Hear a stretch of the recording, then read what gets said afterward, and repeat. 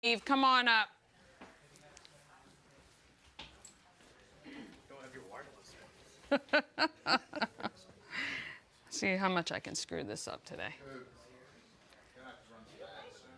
Yeah, right after this we'll do. I know it's 9:30. It's gone so fast.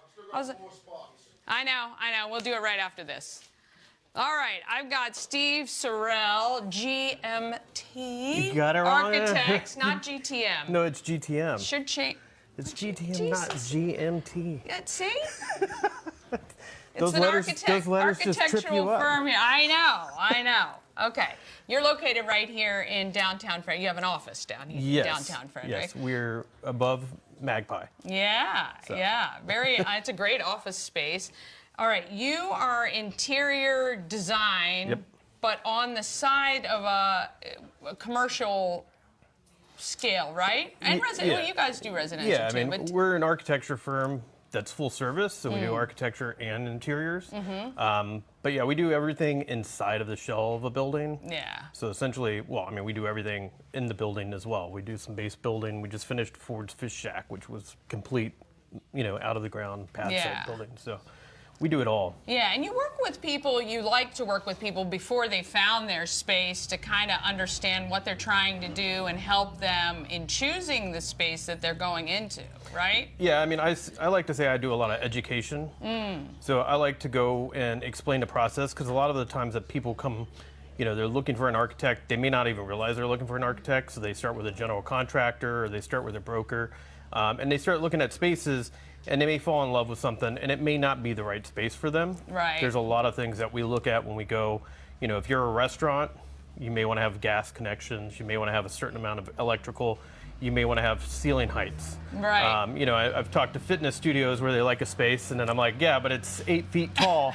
You're not jumping up and down too much in an 8-foot tall space, right? So we like to evaluate a lot of stuff and help educate about the process. Yeah. Because it makes it so much easier, especially a lot of times it's first time going through the permitting and construction. Yeah. What's the timelines? What's the cost, the budget? Yeah. Things like that. We like to have those conversations to set people up to succeed in that process. So. Now, you're also involved with the community, scouting in Yes. particular. So let's talk a little bit about that. What is your interest in supporting the scouts, and how did you get involved? So I have two boys, 8 and 10, and my oldest started when he was a lion. So for those that don't know, scouting now goes all the way to kindergarten. Oh, wow. And so I got involved and kind of ended up being pushed into becoming a den leader. And then before you know it, I was a cub master, an activity chair, and all these other things. That's so what it's happens when you get involved. Yes. They get somebody in and they go, Yeah. we got them. Full steam ahead. Yeah. And I was always more into the outdoors anyway. And I was never a scout as a kid because my dad was military, so we moved around a lot.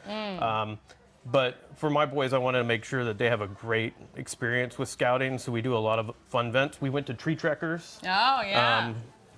For example, and got to play around on those. But yeah, I'm an assistant cub master at the New Market PAC 628, and it's great. We do a lot of fun events. We do a lot of service-oriented events, and like we did the New Market Parade, where the only scouting, BSA scouts that were there. And we're about to have a big event called Klondike Derby. Okay. So basically, they get Klondike sleds, and they go. What's from, a Klondike? So, like an Iditarod sled. Oh. So but they don't have dogs. They use other scouts to pull them along. But they go from station to station, and there's like knife throwing, hatchet throwing, archery, slingshots. I love it. They do all types of fun outdoor activities, and then they have a big race at the end. And whoever scores the most points, like they even show how to save somebody who falls in, frozen lake or whatever. Yeah. Knot tying, things of that nature. And so they get to go and do all that. And then at the end, whoever wins gets, a little prize, but it's very cool. It's up at the Walkersville Watershed. Okay. Actually coming up this weekend. So, it is this weekend. yeah. Okay. Last year it was like 2 degrees and like a foot of snow, which was great for the event. Yeah. But Yeah. It would have been great if they actually were like the Iditarod Yes, sleds, I guess. yes. How can the Frederick community support Scouts? Because I know it's hard. It's kind of, you know, there's a lot of different groups, a lot of places. But what can we do to help you guys in getting these kids kind of learning life skills and moving up? Well, I mean, there's a lot of ways that, for instance, right now we have Blue and Gold coming up.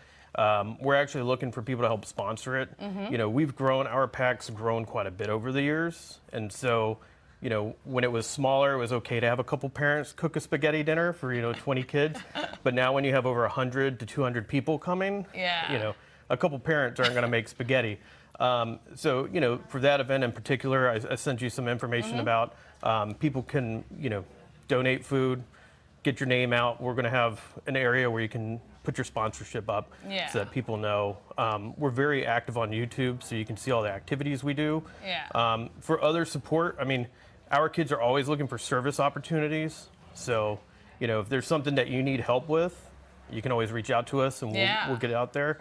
You always hear about Eagle Scout projects, so that happens a lot. But at the pack level, and then, if there's things that you can have to just help with growth. Like I said, we did tree trackers, we did rocket launching, we're doing, STEM type activities. If there's anything you want to help with, our kids are more than excited to learn about it. Well, it sounds like a ton of fun. Rocket launching, knife throwing, slingshotting. Police officers. I love it. I love it. All right, if people want to reach out and help, how can they get in touch with you? I mean, you can always shoot me an email through my work email or my personal email, but my work email is ssorrell@gtmarchitects.com. So you can always shoot me an email there, and I'll make sure to coordinate. If you're interested in helping Pack 628, you can do, Pack 628 New Market. If you do a search online, we have a Facebook page. We have a YouTube channel. YouTube channel is great. There's so many fun activities you see there. That's really awesome. And you get to see the impact that what you're doing when you're supporting helps these kids become better members of our community, really. And that's really what it's all about. I know you guys will have some service projects, ways that they can volunteer. Reach out to Steve, Pack 628? Pack 628 in New Market. And let's support these kiddos as they move forward. And if you're a company who might be looking at some new space and want to rework or envision the space with somebody, give Steve a call. His organization will help you do some beautiful stuff, because you do have some beautiful stuff. You can check them out online as well. I want to thank Steve for stopping by this morning. Thanks for having me. I appreciate it. All right, Ash, we can do some ads, and then I'll come back and